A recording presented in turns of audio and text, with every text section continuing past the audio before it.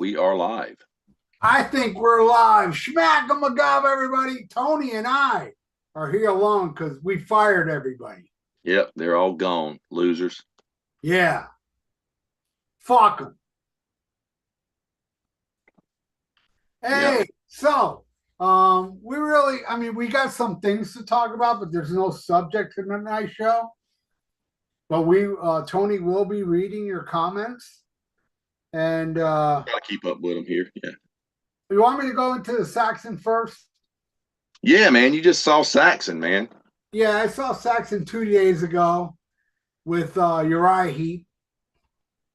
And it was an awesome show, man. A great venue. Like it's one of these fancy venues, air conditioned, with chairs and shit. I mean, bolted in chairs. Yeah. Was it reserved seating? Maybe I don't know. Yeah. But I mean, you didn't have an assigned seat. no, yeah. Yeah. Well, our tickets, our tickets. We were in row X, but the thing about this place is called Parker's Playhouse. What's really funny about this place is that all the people that work there, the ushers and shit, they're all elderly. Every one of them. They're all elderly people. So they were the same age as the bands. Yeah. No, they're older than the bands, actually. I mean, much older. I mean, these are senior citizens. And it's like it's easy to sneak into the place because when you go in, that's when they, you go through the metal detector, and then you got to walk either this way or that way to go in the venue and show them your ticket. But I mean, these people are so old and decrepit. It's easy to walk right by them. They don't say shit, which I did, even though I had a ticket. And I'm thinking, shit, it's easy to sneak in here, man. But anyway, it was awesome. Saxon played for about an hour and a half. And Uriah Heep played for an hour. They played for a long time. And dude, it was fucking amazing. I mean, the crowd response was great. And unfortunately, I had to leave because all my problems and shit. But my friend stayed, and he says Biff was the nicest guy, and they all came out. You stayed for the entire show, but you didn't hang out afterwards, is what you're saying. Yeah, I saw the entire show, and then we left. Had to get home, but was it a good mix as far as the set list was of the classic 80s stuff mixed with some of the newer? It was more old, except they played like 3 new songs and they played Sacrifice. They didn't play none from Carp Diem, which bummed me out. Understandably, they didn't play it because you know how people are. But to me, Carp Diem is like the best album they did since Denim and Leather. That's just absolutely it is. It's they didn't play nothing from it, which was a drag. A lot of those later albums are good. I mean, one of my favorite ones, I mean, it's freaking 30 years old now, but it's Unleash the Beast. Great album. That was kind of their comeback record, Yeah. But they don't play anything from that anymore. But a friend of mine was saying that there's somewhere in the set they should play, like if they did like a medley or something, they should do the beginning of Am I Evil, because Brian Tatler wrote that riff. And Brian Tatler from Diamond Head is now in Saxon, folks.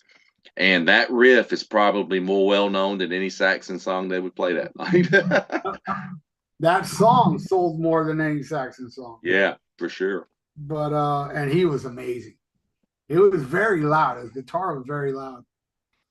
And Nigel, man, that drummer, man, amazing how badass he still is. So Nigel and Biff are the oldest members. I mean, just been in the band for Nigel, he came in about Power and the Glory, the live album, before Power and the Glory. And Nibs, the bass player, I think he came in like early 90s, like maybe for maybe it was Solid Ball of Rock, possibly. Well, when I saw the Denim and Leather tour, it was Nigel on drum, not Pete Gill, who played on the album. Mm-hmm.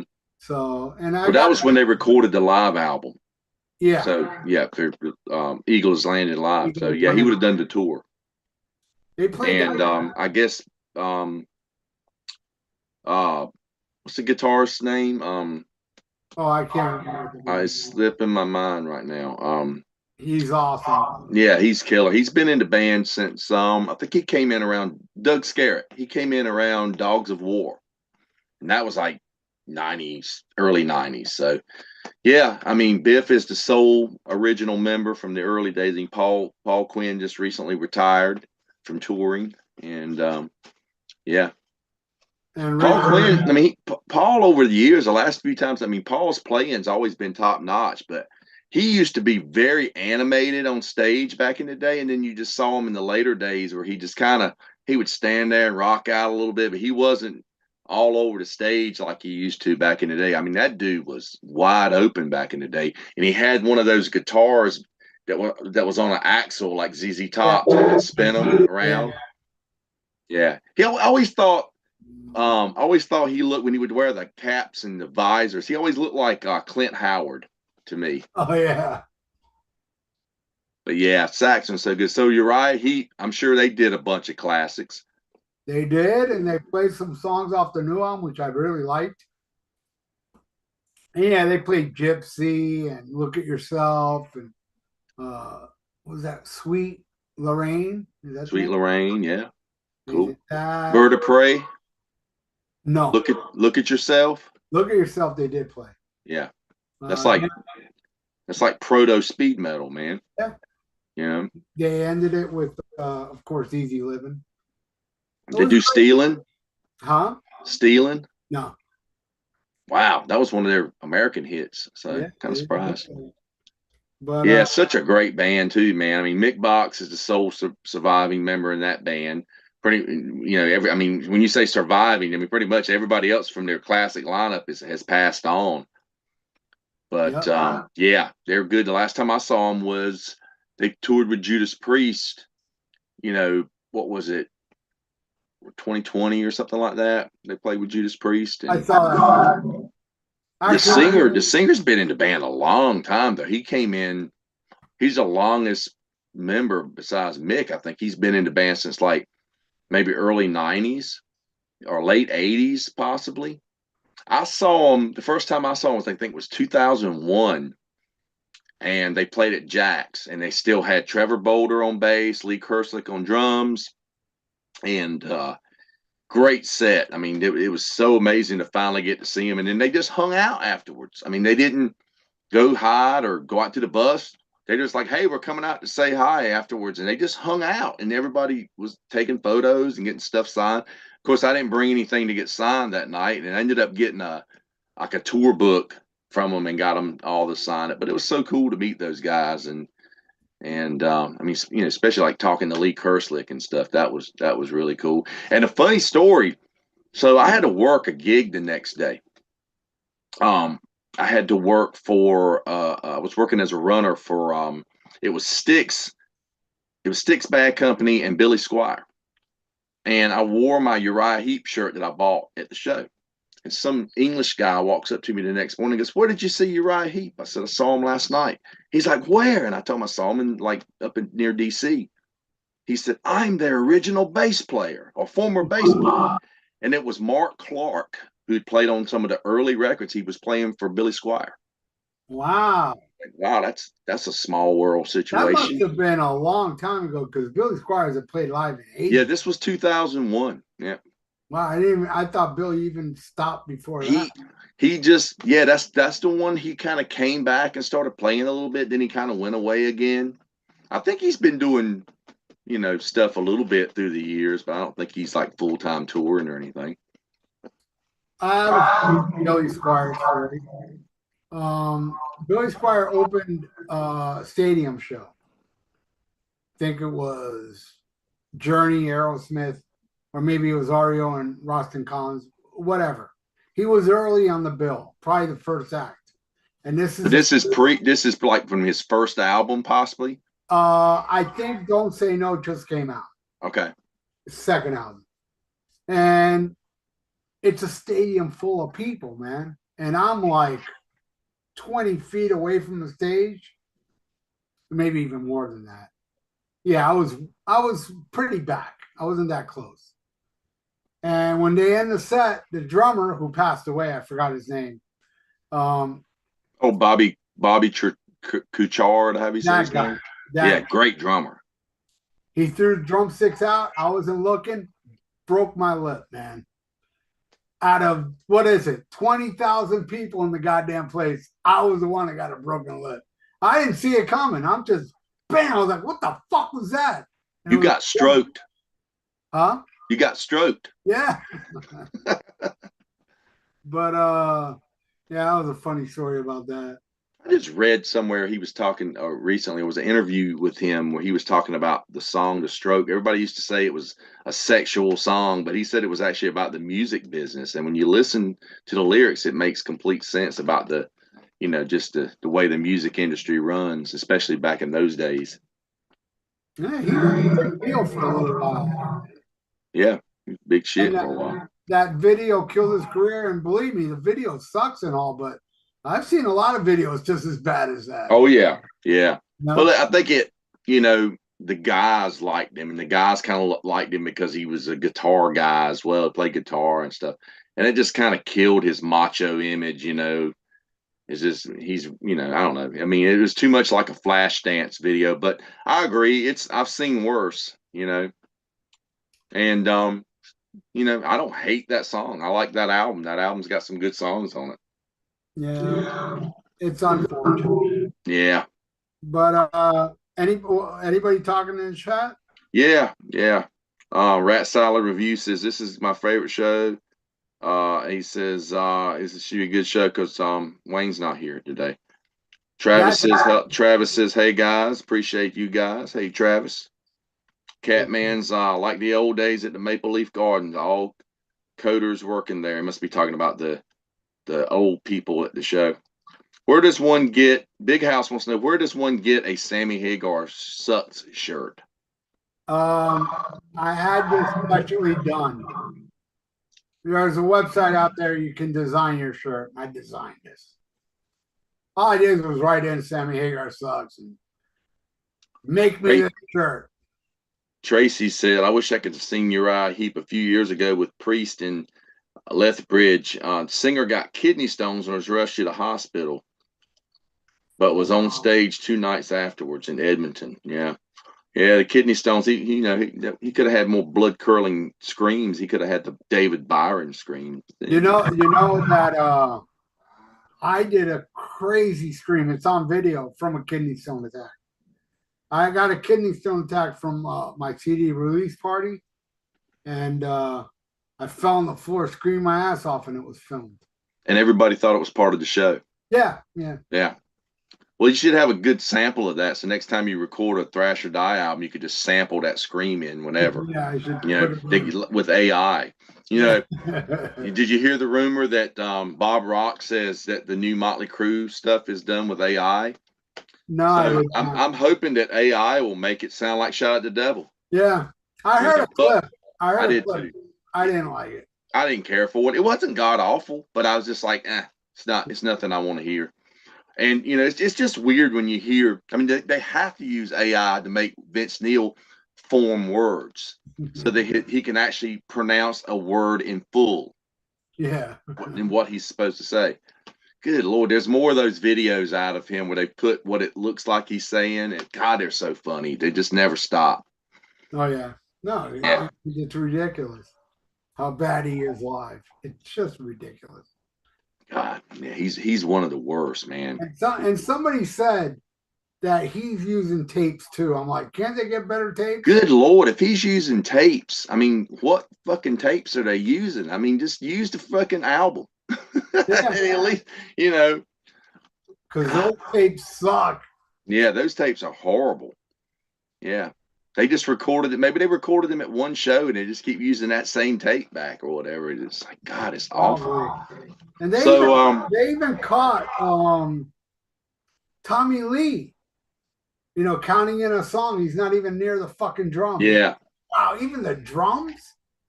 Fucking hey, man. Anyway. Yeah. Someone says, Motley Crue, what about Judas Priest? What about Judas Priest using backing tapes now as well? Who cares? I don't know if they are or not. I mean, hasn't been confirmed. You know what was confirmed Joan Jett. I saw the thing with Joan Jett, but God, that was so. It was so close that I'm still wondering if she really is. Oh It was. no, there was a part where she wasn't even near the Oh, microphone. okay. I saw it. Was that when she was changing the guitar? Yeah, they were I changing the didn't watch it guitar, but and once, but yeah, they were changing the guitar and the vocals going on, and she's looking down, not even near the mic. Comet says, don't they use backing tapes for vocals like Dr. Feelgood? Oh yeah, all the backing vocals for Motley Crue are on tape for sure. A lot of bands. Now there's a lot of bands out there that play that are really performing. They're really singing. They're playing their instruments that use backing tapes for background vocals, for keyboards, for symphonic sounds. I got no problem with that. It just enhances the show, makes it sound better. But it's the ones that are just out there completely lip syncing the whole show. That's just wrong. It is. What do you guys think of the new Sebastian Bach stuff? You know, the new song just came out, and I have not made a point to listen to it. But I actually saw a Facebook post, and someone said this is actually good, and this person would usually criticize it, and actually said it was good. So I don't know. I thought the album cover was kind of weird, but it looks like a watercolor painting or something. But whatever, it's all cool. I love it. I've heard 3 songs so far, and all 3 are awesome. And you know, this new one starts off mellow, and I was like, "Uh-oh, gonna be some cheesy ass ballad." But no, it got heavy and awesome. And there's Rob Affuso on drums. I don't know if he played on a song because I know he didn't play on that first song where he's in the video. But yeah, it's really, really good. And Sebastian's definitely a great singer. He's not out there lip syncing, you know. no. You know, I've watched some of the live footage of him. I don't know why he only will hire one guitar player. I know it costs to hire extra people, but he needs 2 guitar players in his band to do the Skid Row stuff. You really need 2 guitar players. I mean, the guy he's got, I know he uses Brent a lot, and Brent's a great player, but you really need 2 guitar players in that band. Yep. But So this past week was Record Store Day. Did you get any stuff? yeah. Yeah, but I didn't really get the only record store day thing I did get was this. Remorse No, which is really good because Now tell me about that, because I need to get that. No Remorse is like my favorite Motorhead album because it's the first one I ever got, and I love it. And I mean, I know it's a compilation, but there was 5 new songs, and I have the one in the leather. I'm sure you've got the one in the leather cover as well. no, I don't. Actually, I don't. Are these demos or? Some are demos, some are alternate versions. Like Kill by Death is the demo. And then they got Under the Knife. Now, if you may be aware of this, but Under the Knife, there's Motorhead recorded 2 songs. 2 versions. Yeah. 2 different songs. Completely different. Same title. That's on here, both of them. Okay. Great, because I've always had that on the CD called From the Vaults. Yeah, because I remember when No Remorse came out, like on cassette, like in the 90s, they added Under the Knife. They added one of the versions to that as a bonus track. And then when the deluxe CD came out through like Castle and Sanctuary, it had both versions. I love both. Mm-hmm. One's fast, one's kind of slow. And it also has like the demo for Snaggletooth, an instrumental I never heard before called Hump on Your Back, a demo for Climber and Chinese, which I didn't know either, and We Are the Road Crew alternative version, and just a lot of stuff. Locomotive demo. It's a double album. And it's awesome. But that's the only thing I got that was released on Record Store Day. But I might have to pick that up eventually. Find one that they're not crazy expensive. Boys Are Cult classic. Ian hates it. I think some of there's re-recordings of all their old songs. Yes, I have that on CD myself. I think some of these versions are better than the originals. Ian disagrees. Does yours have the karaoke tracks at the end? Godzilla TV mix. Don't Yeah. fear. Yeah, Don't Fear the Reaper. Those. Yeah. They're like karaoke tracks. The 50th anniversary Blue Oyster Cult. This is amazing, and it brings the DVD of the show. Mm-hmm. This I got because of you. You talked about this. The Thin Lizzy was you, right? I'm sure I've talked about it. Yeah. That brings the documentary and a live show with Gary Moore. What's great about that too is that is the famous Sydney Opera House show with Gary Moore from '78.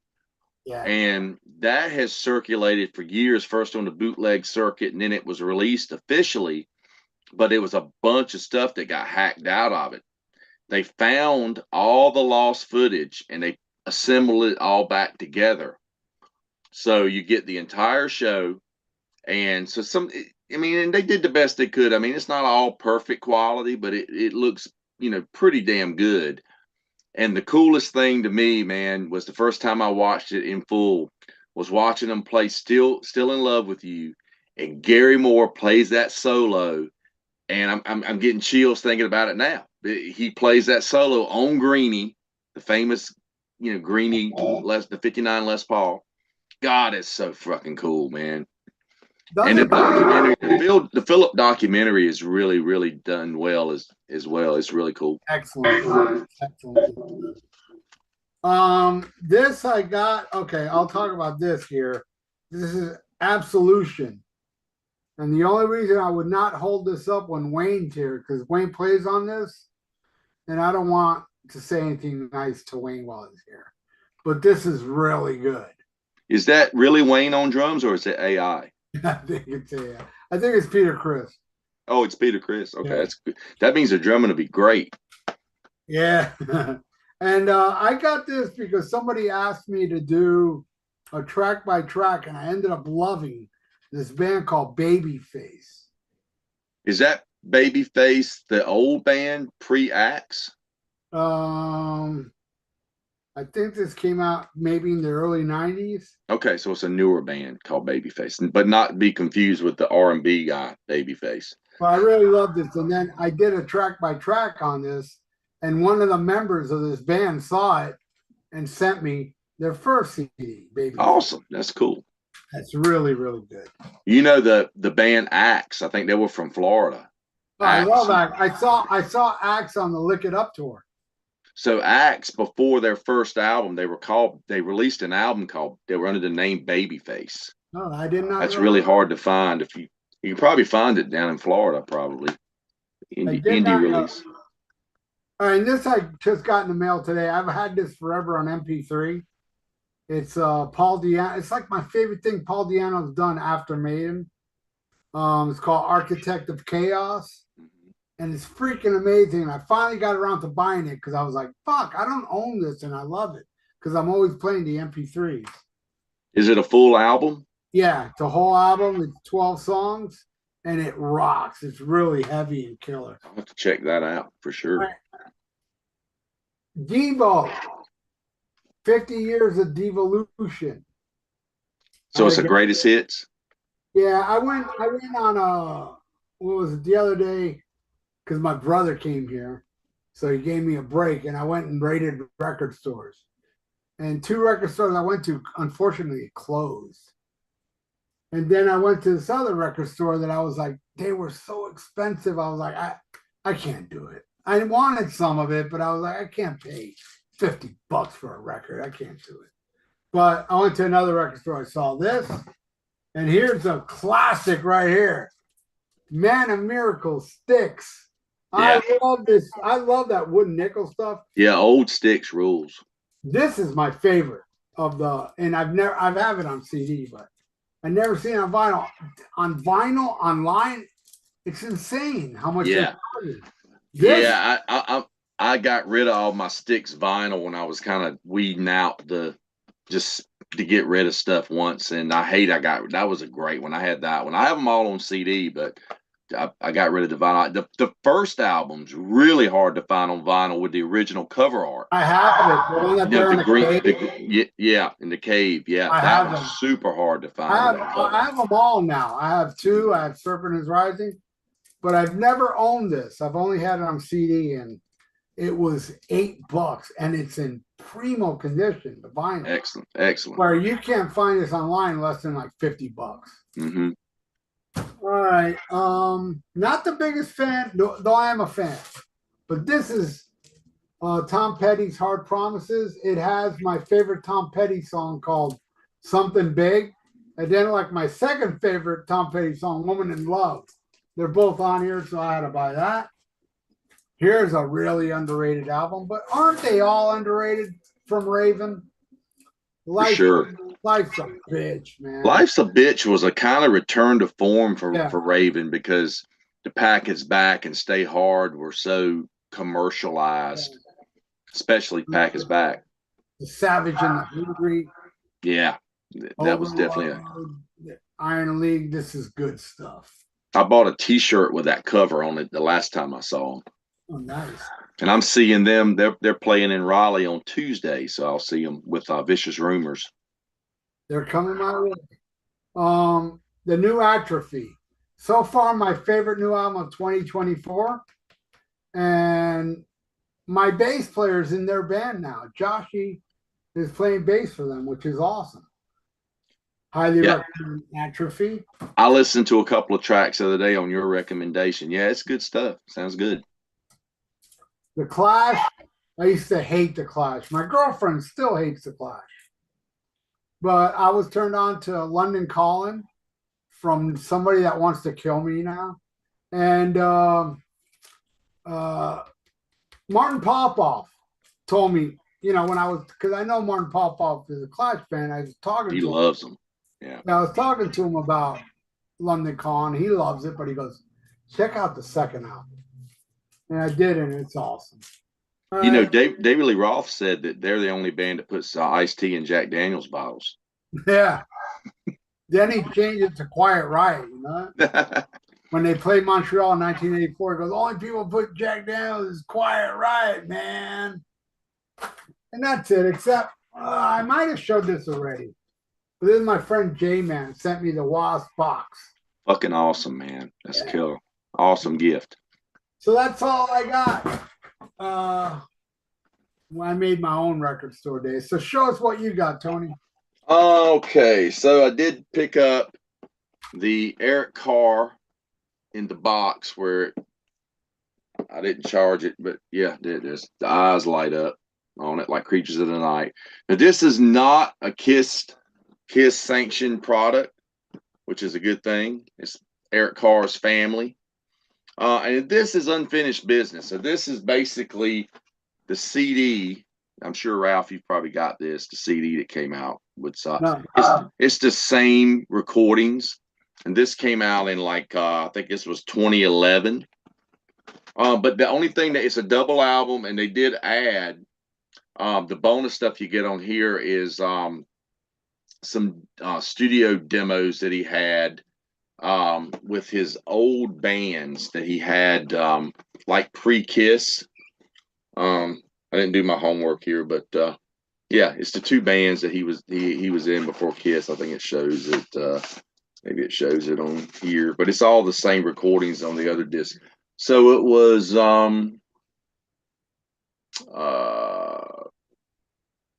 trying to see what the names of the bands were.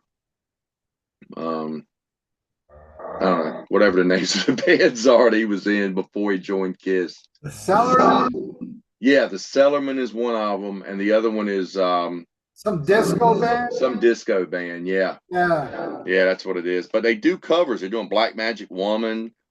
They're doing a couple of Neil Young songs here. So, yeah. I haven't even listened to the second disc yet. I listened to the first one, which is some really cool stuff on here. That's got the demo where he sent to Kiss in 1980 of him singing Shandy. I've heard that. And they lifted that and put some new backing tracks on it. So that's pretty cool. Yeah, because it's hanging to the Kiss track. This was Record Store Day. Thin Lizzy. So they released a Thin Lizzy box set last year for Live and Dangerous, and it's like 8 CDs, and it's all the shows that they use to take and assemble the Live and Dangerous recording. And this was one of the shows. This is Hammersmith, November 16th, 1976. They released the day before, 2 days before, came out on Record Store Day last year, but only in Europe. So I had to get that one as an import, but I was able to get this one, and this was, regular price. Great recording, and there's songs on here that's not on Live and Dangerous. You got Johnny on this. It's Only Money. It's got that might be pretty much it. Me and the Boys, wondering what you and the girls were getting, how you and the girls are getting home tonight. So that's a few extra tracks that wasn't on the original Live and Dangerous. And I did pick up this E-Trope, Last in Line, and supposedly you put it on the turntable, and it's supposed to be animated. So you see these little hands going like this, and nah, it doesn't work. Really? I've seen videos where people are like, well, you have to put a strobe light on it, and you have to take your cell phone camera and look through it at a certain, like, set your cell phone camera in a certain way to look at. I'm like, it doesn't say that here. You're supposed to be able to put it on and watch it animate. Just about everybody has been bitching about it, but they're like, they sold out everywhere, and now they're like gone up in value because it didn't come out in Europe, and people are trying to buy them now, overseas and stuff. So yeah, that was what I got for Record Store Day. That was it. That's all I picked up. Very cool. What we got going on in the chat? Let's see what's going on. What's your 5 faster Judas Priest songs, Ralph and Tony? I think they probably mean 5 favorite. I doubt they mean 5 faster. Victim of Change is my favorite. Then The Ripper. Then The Rage.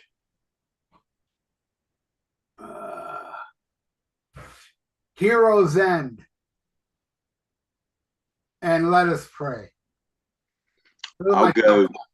I'll go Delivering the Goods, Riding on the Wind, Rapid Fire, Victim of Changes, and probably Exciter. Right on. I didn't know about the Motorhead Record Store Day. One guy says, somebody said, I hate the Clash so much. I used to be like you. I used to hate the Clash, but I woke up and I'm no longer a miserable prick. So hopefully you'll be happy one day. William asked on what we were talking about earlier about Uriah Heep. He said Trevor Bolder was from Bowie's Spiders from Mars. Yeah, Trevor Bolder from Spiders from Mars was in Uriah Heep for years after the Bowie gig. Let's see what else we got. I'm gonna fill my glass while you answer some questions. I'll be right back. Yep. I'm seeing Uriah Heep in Saxon in May at Jim Thorpe, Pennsylvania. It'll be my first time. That's from a Mean Metal Mike. Jim Thorpe, Penns Peak, excellent venue. I saw UFO and Saxon there, and with Jared James Nichols. Great show, great venue to see a show. Strange venue because everybody stands up front.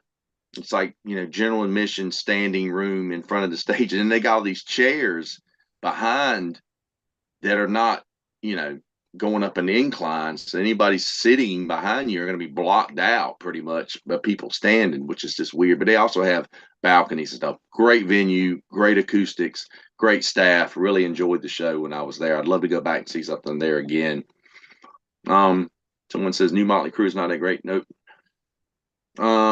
Just listen to the new Motley Crue song. It's even worse than I thought. Mean Metal, Mike says probably Firefly is my current favorite Uriah Heep record. I love the John Lawton era, Uriah Heep, and Firefly is a great album. I've actually even gone as far as to say that Fallen Angel from that period is my favorite Heap record. I seem to go back to that one a whole lot. I love Woman of the Night, just a great record. Um, but I'm trying to see what else we got here. I'm more Ramones guy than the Clash. Kyron says, "Yep, yep." Oh my! I love the Ramones more than the Clash, but I still love the Clash. I like the Sex Pistols more than Rat, the Ramones. Rat Salad wanted to know if you said you were you going to go feel your ass? No, he said fill his glass. But you, Yeah, I filled my ass yesterday. yeah. It's still recovering. Someone said they bought the Motley Crue record store day was Supersonic and Demonic Relics. Yeah, that came out on vinyl. Yeah, I saw that. The new Super 7 Phil Lynott action figure is killer. Yes, I have it. I've already it's hanging up. You can't see it. It's hanging up in here next to the other Super 7 action figures. Yeah, it's great. Little Phil Lynott. Yeah, it's really cool. Have you guys listened to Mick Mars' solo album? No, but I keep hearing people say it's good. I reviewed it. It's fucking horrible. Okay, I'll take your word for it. Yeah. Yeah. We had a few album anniversaries this week. Thought we could maybe discuss a little bit about if that's cool with you. Yep. Yep. 50th anniversary. Secret Treaties. Blue Oyster What an Cult. album. Yeah, man. What Just an so many great songs. Astronomy, Career of Evil, ME 262, Dominance and Submission. Yeah, Subhuman, Harvester of Eyes, Flaming Telepaths. Just amazing album. Yeah, it's love that album cover too. It's just really cool. This is my favorite of the black and white period, the first three albums for sure. Me too. Probably my second favorite BOC record after Fire of Unknown Origin. I put it at number 3. Cultosaurus, Fire of Unknown Origin, Secret Trees. Those are my 3 favorites. The 35th anniversary of Blue Murder, self-titled, one album. Well, they did a second album called Blue Murder, but it wasn't even the same band. This was John Sykes from Thin Lizzy and Whitesnake with Tony Franklin from The Firm, Carmine Peace on drums, and just a good, melodic rock, but got a lot of punch to it.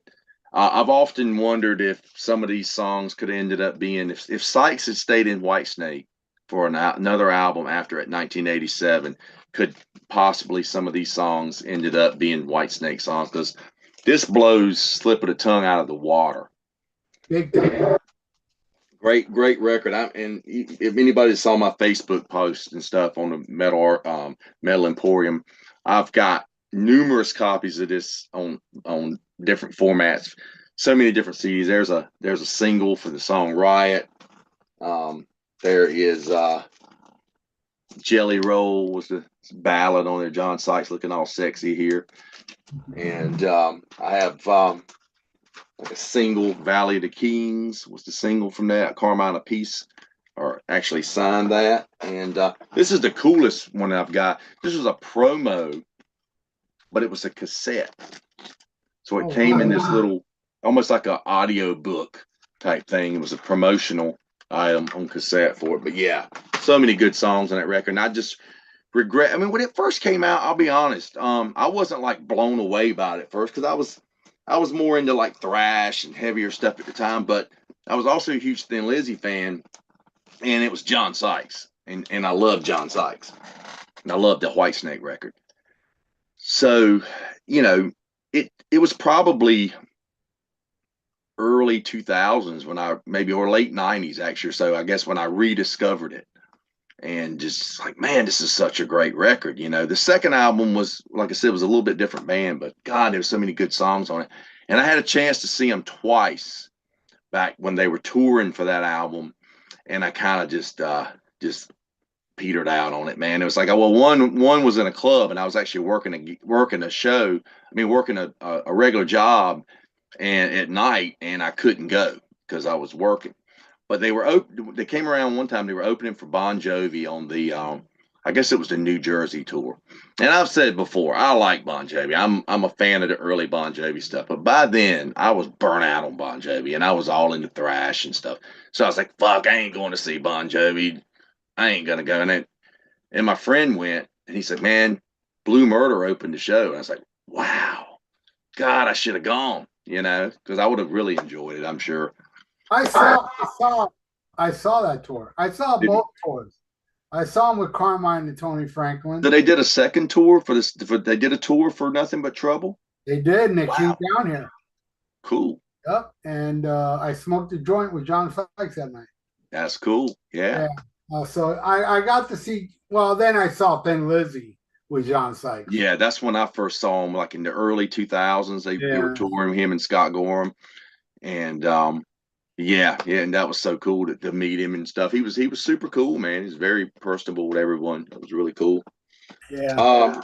Here's another anniversary record for this week. 40th anniversary, Saxon Crusader. They played this town knows how to rock. That's on there, right? This town knows how to rock. No, that's on Power and the Glory, right?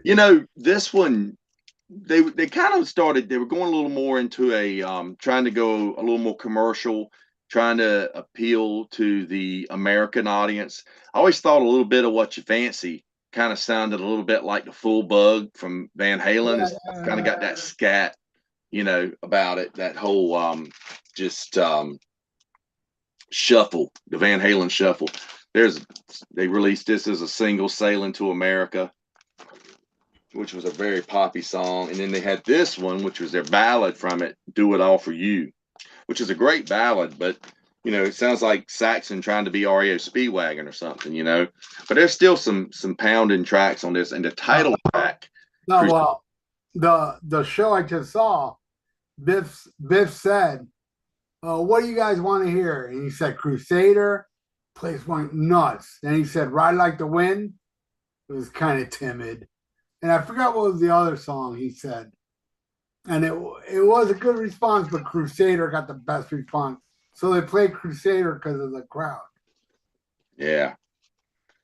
Yeah, great photos in this, man. Yeah, Crusader's one of their best tracks, man. Yeah. The first time I ever saw him was on the Unleash the Beast tour.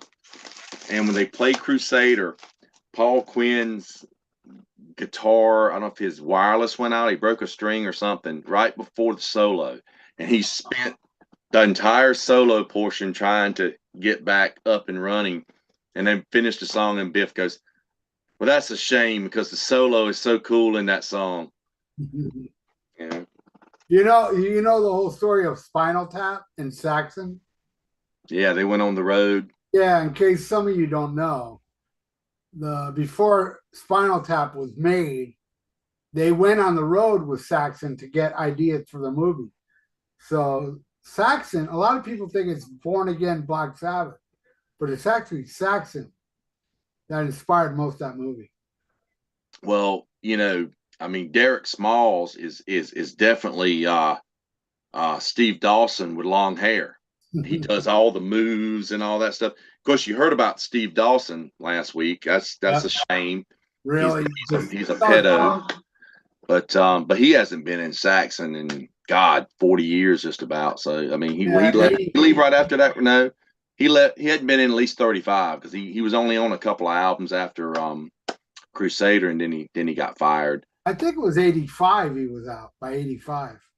Yeah, they said I think when they went on the road with Motley Crue, he became a coke addict. They went from just the band that would drink tea and that's it, they didn't party, to Steve Dawson becoming a full-on cocaine head because he toured with Motley Crue. So another one we got that's 35 this week, classic Tony Martin era, Black Sabbath, The Headless Cross. Awesome album. There's a single for the song Headless Cross. And I got the single for Devil and Daughter. You got that one? This one? No, well, it's a big one. No, Turn It Around? No. Devil and Daughter, it is a picture of the cross and people with cloaks and shit, and it has Yeah, I've seen it. Yeah, that's cool. Yeah, and has great song. an interview with Tony Iommi and Cozy Powell. Good. Yeah, great songs on that one. I mean, I thought that was a very strong album for him. Um, I thought the production was a little muddy on it, but it works. I don't know if that one's going to get cleaned up in this box set that's coming out or not. I don't know, but it was huge in Europe. It did well in Europe. Yeah. And one more that we've got that turns 40, Wasp, Animal Fuck Like a Beast. And came out 40 years ago this week. And it's a Japanese pressing that I have. I got a couple of other versions. One of the, I think I got red vinyl. But yeah, they definitely set the bar with this one, didn't they? I mean, it was very controversial. I remember reading in magazines about this song that didn't make the album, and they had released as singles. They put that out. They independently put it out through some indie labels because Capitol wouldn't put it on the album. I mean, they had a record deal with Capitol Records for the debut, and then Capitol didn't want the controversy, so they wouldn't put it on the album.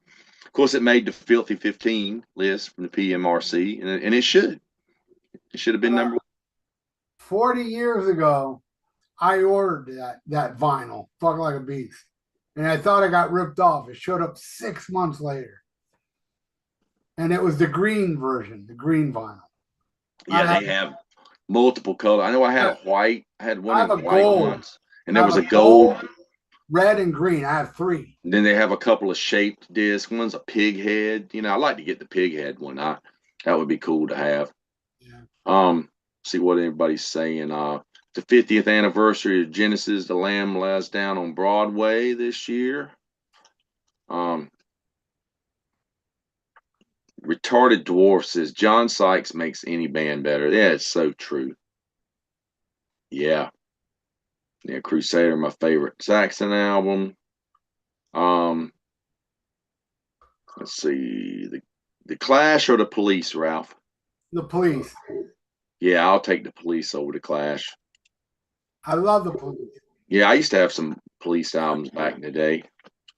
You were talking about Devo earlier. Would you think, God, man, I love Devo. I'm like huge. I have a bunch of Devo records and stuff, man. But yeah, I've been a fan of them since I think I bought Freedom of Choice on 8-track originally. Wow.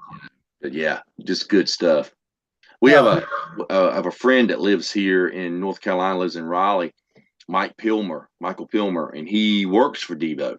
And he does a lot of stuff for them for social media, and he does a lot of their QR stuff with their products, and he's one of the guys that's involved with putting stuff together that comes out, these new releases and stuff. And that's exactly, all bands should have a fan working with them when they want to put something together, somebody that really knows a lot about the band, because the bands forget stuff. They forget they even release stuff sometimes. There's a limited edition Headless Cross 7-inch single signed by Tony Iommi, well worth getting just for Tony's autograph. Yeah, I'm sure that would be cool. Which is the harder to find EP, Rat or Queensryche? Neither one are hard to find. They're pretty. Well, I would have said Rat, because Queensryche I've seen a lot of. Well, it depends. If you got the original Time Coast. Yeah, I have that one. I have the original. Then there's the original Queensryche EP on the, was it 203 label? Okay, so that one I don't have. That was the original way they released it before they got picked up by EMI and they reissued. I got the EMI one. Yeah, I've got both versions of it, and I've got, I think the Rat, I have the Time Coast, the original Time Coast pressing with the silver label. Then they reissue. There's another label called. Was it? I thought it was Atlantic who brought it out. Yeah, well, Atlantic reissued it after they got popular, but it was an indie label that once they did the Lost Rocket albums and stuff. I can't remember the name of the label, but Target, they released it as You Think You're Tough, and not is it You Think You're Tough? Brain fart. It's It's an extra song that was recorded on the album, and that's what they call it. It's not "You Think You're Tough." It's God, I can't. What's it? Tell the World. No, it's a song that was not on the original Time Coast Oh. version. They added it on, and that's what they call it. Yeah, but I'm having a brain fart right now, so can't remember. Good thing I'm not on Metal Jeopardy because I can't remember stuff. It's not "You're in Trouble," is it? That's it. You're in trouble. Yeah. You notice there it was "You're in Trouble," and then the next album, I mean, the second album was "You're in Love." Yeah, so, urine. Yeah, first, yeah, "You're in Trouble." Yeah. Ended up loving urine. Yeah, they love urine. Yeah, "You're in Love." It's a song about loving urine. But pissy, before they were having trouble with it. That's just pissy, man. Yeah. Someone said walking the dog, yeah. But yeah. Flotsam and Jetsam Drift anniversary today. What an album. I know you like it, yeah. I think it's a masterpiece. It's not a thrash album, but musically, I think it's a masterpiece. Exodus Bonded by Blood anniversary today. One of the so that's actually 85 would make it 40. Yep. Yep, great record for sure. Someone says the Def Leppard EP is killer. Yeah, it is. Get your rocks off. I got it. Very cool. I got the record store daily. They released it. I actually got a double. I bought the record store day, and then I bought the box that brought a book that inside the book had the EP, a small version of it. Okay. A big and small version of it. All my life I wanted the Def Leppard EP, and it was impossible to get. Yeah, I got that. The record store day, they issued a 12-inch version of it. I think it was originally a 7-inch. Yeah. That's the one I got. I got the 12 and 7-inch. But the 7-inch came in the box. Yeah. And I also got, do you have First Strike? I do. Yeah, I bought that when it was new. And then soon after I bought it, I heard Def Leppard went after whoever released that and put a stop to it. So I didn't find it before it got outlawed. I remember seeing it in record stores and just didn't buy it at the time. You know, that was when Pyromania was still pretty much a newer record. And I remember seeing it, and I just never picked it up. Have you ever seen this, folks? It shows like a map on the front, like the U.S., and it just says First Strike. It's Def Leppard, but it was some recordings that a guy did that he owned the rights to the recording, but so he puts it out. They're not on any other Def Leppard compilation that's out. Maybe some unofficial stuff, but he put it out, and they were carrying it in record stores. I remember going in Record Bar, and they had it. And you could also get it on cassette, because I've seen it on cassette before as well. So I was at somebody's house, and they had it in their cassette collection. And the band were livid over it and had it pulled from record stores. So it got to be really collectible. And I wanted one for years. And I went in a record shop. A friend of mine opened up a record shop. And I went, and he had one up on the wall, and ended up, I think he wanted like $100 for it or something. And I ended up trading him a garage, what was it? A Creeping Death. I had several Creeping Death EPs. I had the green one. The green one's pretty rare. So I swapped him for it so I could get it. But the 5 Black Sabbath songs Alice Cooper could cover. Hand of Doom. Mm-hmm. I can see him doing Hand of Doom. I can see him doing Megalomania. I can see him doing that. NIB. I can hear him singing Voodoo. Yeah. And Junior's Eyes. Yeah, that's good. Someone says, music fans, which non-makeup Kiss song besides Lick It Up and Heaven's on Fire do you think Ace could play and handle? I'd say God Gave Rock and Roll to You and Domino. I say Rock and Hell. You know? Because he did it. He did it. He did it damn good. I love his version. Well, there's our kiss. There's our kiss question for the night. Yeah. Bon Scott or Ronnie James Dio? Oh, That's not even that's not even comparable. But I got to go Dio. I'm gonna go with Bon Scott. No, it hurts. Yeah. Well, just I was closer to Dio than I am to, So my name's Tony Dio, not Tony Scott. Yeah. And I'm Ralph Scott. So there you go. Let me show you a few records that I picked up recently. I got this girl. This is Girl School, WTF 45. This is their last record that they put out, and I saw them a few weeks back. And this is autographed. It's kind of hard to see. They signed it with a gold pen, but it's completely autographed by the band. And just read the other day that Tracy Lamb, the bassist, has already quit the band since they got back home. Wow. Well, that was their farewell tour, right? That was the tour with Alcatraz and Lillian Axe. Yeah. But wasn't that a farewell tour? It's going to be their last tour of the U.S. They're coming back for a second leg, so they'll probably. I'm sure they'll get someone to play bass. They may even be able to get one of the other girls that played bass at one point, like Ingrid or someone might want to go out with them. That would be neat as well. This is the second release by the Early Moods. This is on the Riding Easy Records. These guys are great doom if you hadn't checked them out. I love their debut album. Saw them a couple of times. Very much like Trouble, a lot like Trouble. The singer's voice is kind of a cross between Eric Wagner and Ozzy Osbourne. Nice. But this says a lot of. It's a little bit of Candlemass influence as well.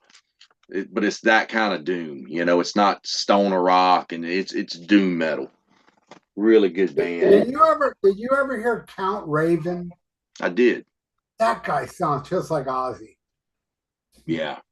I had a Count Raven, I had a couple CDs by him years ago. Yeah. Here's a unofficial bootleg album that I picked up. It's Exciter. And this was recorded on the Violence and Force tours. I guess it's like 84. And they were actually, I researched it a little bit and said they were actually opening for Accept on this tour in Germany. So it's got some great songs on it. Sounds great for what it is. I mean, it's an audience recording, but it sounds good enough to listen to. I've got some crappy sounding bootlegs, and that one's not one of them. Let's see what else I got here. It's not gonna fall over. I got the here's a CD I wanted to show. You ever heard of talking about doom bands? You ever heard of the band Confessor? Yes. Yeah. They're from North Carolina. They were around in the late 80s, mid to late 80s. And they're very unique sounding, very slow doom metal. And they got a singer with a high-pitched vocal, very intricate arrangements, just technical drummer. I mean, he throws all kinds of stuff in. And this is unofficial. This has got rehearsals from 1986 on it. And it's also got they got signed to Earache Records and did their debut record in 91. And they went out on tour in Europe, and they went out on the Gods of Grind tour with Entombed, and Entombed, and I think it was Cathedral, and who else was it? Carcass. And so this got a live soundboard from that as well. Very, very nicely made CD. I mean, digipack, full color. This company is called Blazing Records, and I've got some other things that they've done, like some WASP demos, and I've got a live Exciter CD they put out from the 80s. Pick this up. This is the anniversary of UFO Lights Out. This is fucking awesome. I mean, it's a triple fold LP, wow. 3 LP set. So you get the album, and you get the other 2 albums are a live show from the Roundhouse in London, 1977.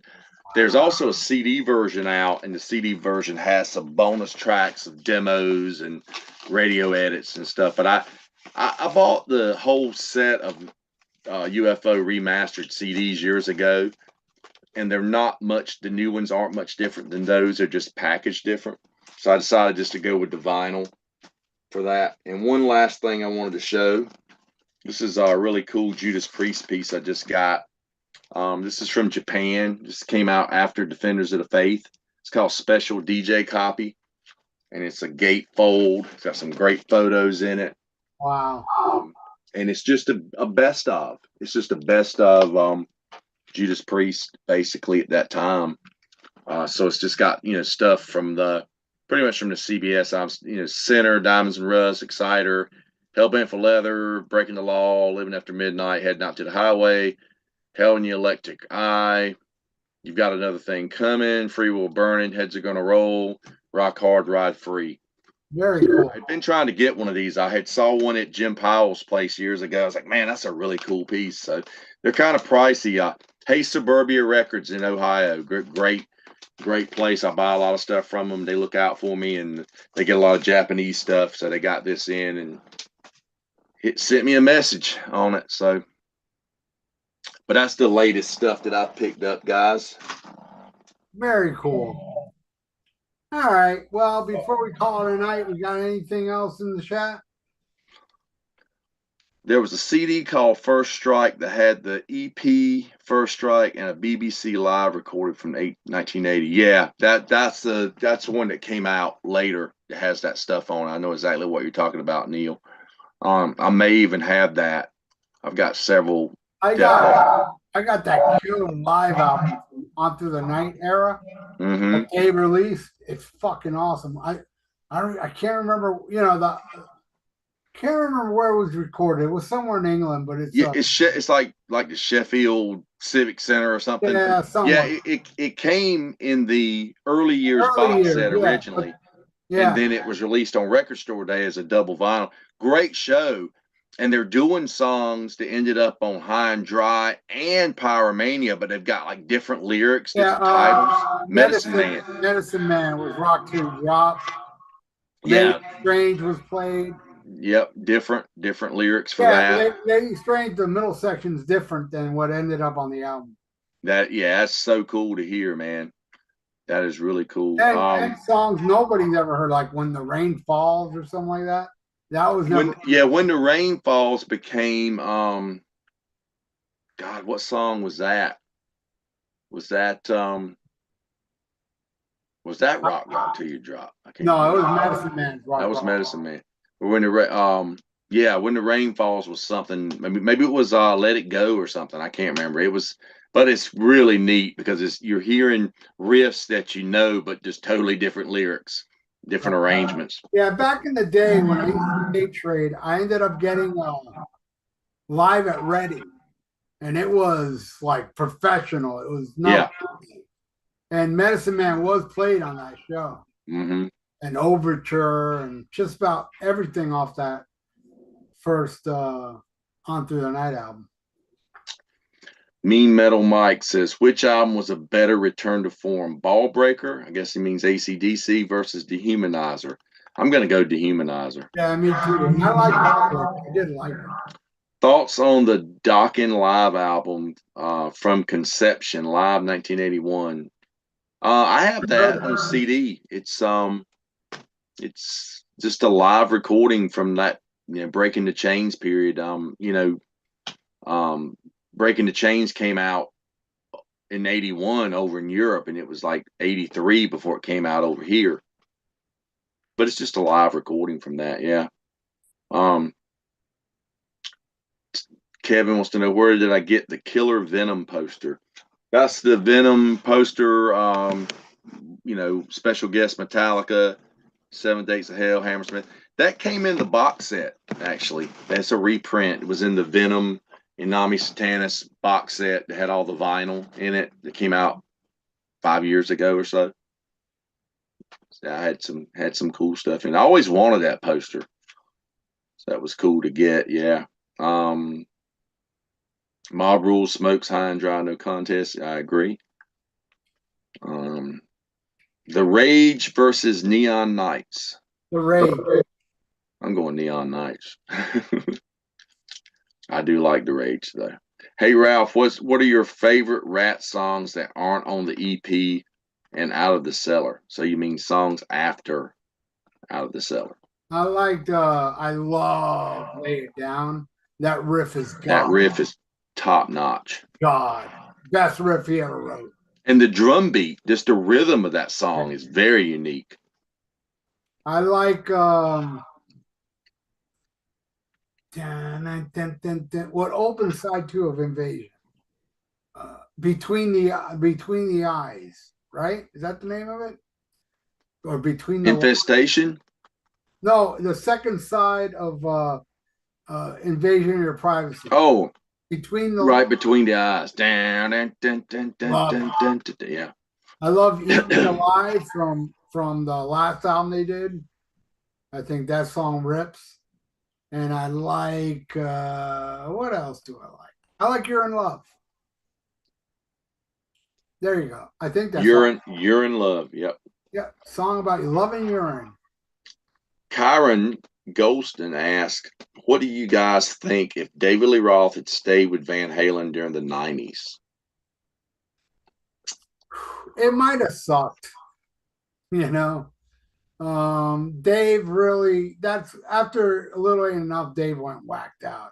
Though I love the DLR band.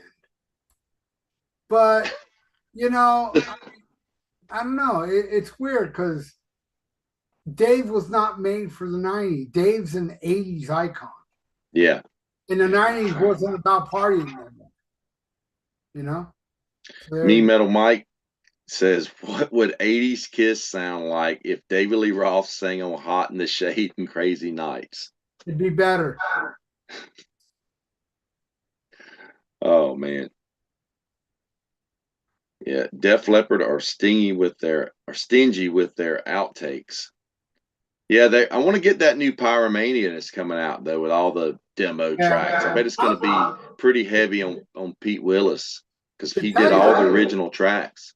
To tell you the truth, I'm shocked that they released the early years and stuff like that because for decades they always poo-pooed On Through the Night and High and Dry to an extent, but On Through the Night was a bad word to them. From Hysteria on, they never played none from it. Then as years gone by, they throw in Wasted and some. Yeah, Wasted came back on the Euphoria tour actually. I remember watching a live show and they did Wasted at the end. I remember an interview with Joe Elliott around that period where he goes, we could play more old. So he said, we could play Wasted. And he says, there's that one fat guy in the back that's jamming out. And I said, that's me. I'm the fat guy in the back jamming out with Wasted. But I remember seeing them. I was working a Def Leppard show in the mid 2000s, and I was talking to Phil Collin before the show. I was wearing a UFO shirt, and he started talking to me about it because he was telling me about touring with Pete Way back in the day and stuff, and just trying to drink with Pete Way and stuff back and try to keep up with Pete Way, which was impossible. But he said that I said, yeah, man, I know you weren't on High and Dry, but that's like one of my favorite albums of all time. He goes, hey, well, make sure you're around because we're going to open with side one tonight. Wow. They played the entire side one of High and Dry. That's how they opened the show. They were doing that for that part of the tour. Damn. Yeah. He's a super cool guy. I mean, we did a show once where we had a tornado came through. It was them and Foreigner and Styx, and a tornado came through and knocked the power off at the venue and ripped part of the roof off the stage, and because it was an amphitheater. So the show gets canceled and the bands are just hanging out because that's what they had to do. I mean, everything still was,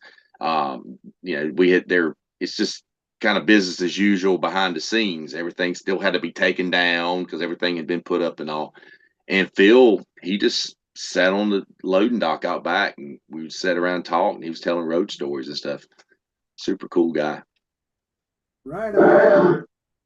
All right. Anything else before we go? One person says, which AC/DC remasters do you like better? The 2003 Sony ones, that's the ones in the Digipacks, or the 1994 Atco?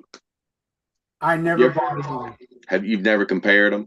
I No, have that. I just I have most of the Atco versions because I remember when I was converting everything to CD from cassette, I had joined one of the record clubs around that time. The 1994, I think that's when I upgraded a lot of stuff from cassette to CD, and I got all those Atco remasters. And I maybe have one or two of the Sony ones because they were in digipacks. The Sony ones look better. I don't really. I'm not a big fan of digipacks, but the packaging was nice for those. I can't really tell you compare it on sound. And then now they've got like Wayne had one last week, those new vinyls that are on gold vinyl, and you get them at Walmart. And they look nice. If I ever went in and they had them on sale or something, I would pick up a couple of them. I don't particularly need them, but they're kind of cool. One more. We'll do one last question here. Journey Escape versus Foreigner 4. Journey Escape by far. By far, yeah. Journey Escape is incredible. Great record. I love Journey. Foreigner, Foreigner, I don't hate them. For some reason, I have all four of the first four albums, but I only bought the first album. I bought the first album because of that song Star Rider. Mm-hmm. I heard Star Rider on the radio. I was like, I need to get this album. Yeah. I didn't buy Double Vision, though I own it. I didn't buy Head Games, though I own it. And I didn't buy 4, though I own it. But I love, like, Dirty White Boy is a badass song. They have a bunch of songs I like, but I'm not a big Foreigner guy. I'm a big Journey guy. And I know a lot of you, Journey sucks ever since they got Toucan Sam singing for them. Only the first 3 albums. Hey, I dig the first 3 albums. But for me, Raleigh and Perry, that lineup. I love Escape. We were talking about Escape, but Raleigh and Perry is the best Journey lineup for me. But Escape has Still They Ride, Mother, Father. There's some good stuff on Escape. Yeah, I'm a pretty big Journey fan myself as far as the early stuff goes. And I'm with you, Ralph. I love the Raleigh era when Steve Perry came in. And Infinity is my favorite Journey record. Me too. Which is the first one with Perry. I go back and listen to those first 3 albums with just Greg Raleigh singing. I mean, they're jammy. They're not jam band type stuff like some people try to put them into. They're a little proggy, but I like them. They're cool. They're heavy rock records. Yeah, I like them. But yeah, I mean, but Infinity and Evolution and Departure. Those 3, man, that trinity of albums, man, is so good. And then Escape comes in, and it's just like icing on the cake with that. It's such a good record. Then it kind of goes into, they go into Frontiers, and I like Frontiers. I do too. Frontiers has its moments, like Rubicon.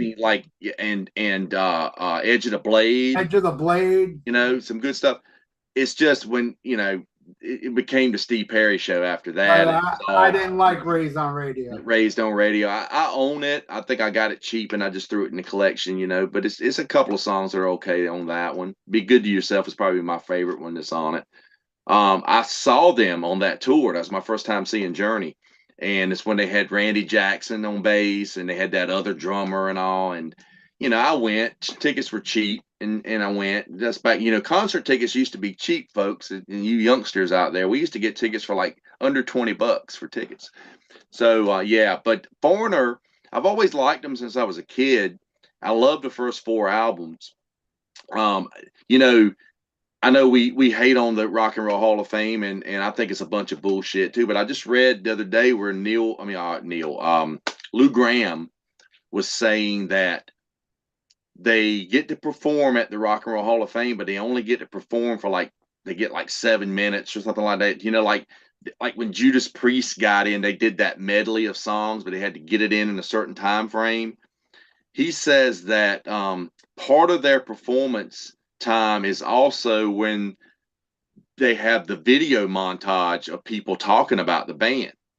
So the song that was picked there to perform is I Want to Know What Love Is, and he doesn't want to do that song because he feels like that's what drove the wedge between him and Mick originally, was that song was just too poppy for him. he said Foreigner started out as a rock band, a heavy rock band, and they had a lot of heavy songs. I mean, I remember when Foreigner was considered heavy metal at one point, you know, during the 80s, like early 80s and late 70s. You'd see him in like metal magazines and stuff. But yeah, he was saying that that's not the song that he wants to represent the band. He wants to do Jukebox Hero, which I think is a better choice. But it's the Rock and Roll Hall of Fame, and it's full of bullshit. So whatever happens, happens. You know, they can. I don't, and I've said it a million times. I don't have a problem with the Rock and Roll Hall of Fame. I don't. I have a problem with the people that want bands in the Rock and Roll Hall of Fame. I have a problem with them. That's it. Rock and Roll Hall of Fame, they know what they're doing. Whatever. I can't stop it. But for people to care about that place, what the hell's wrong with you, man?